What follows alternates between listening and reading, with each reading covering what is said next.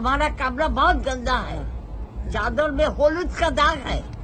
तरकारी तरकारी बुझता है, तरकारी का दाग है। कमरे में अरशला है, बहुत अरशला है। फुर करे घुटता है और गाय में बसता है। क्यों? बाथरूम से दुर्गंध आता है, हम लोग बचेगा कैसे?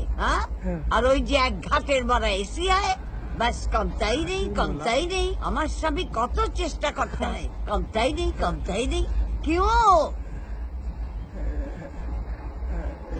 जी समझ गए। ठीक है बाजी।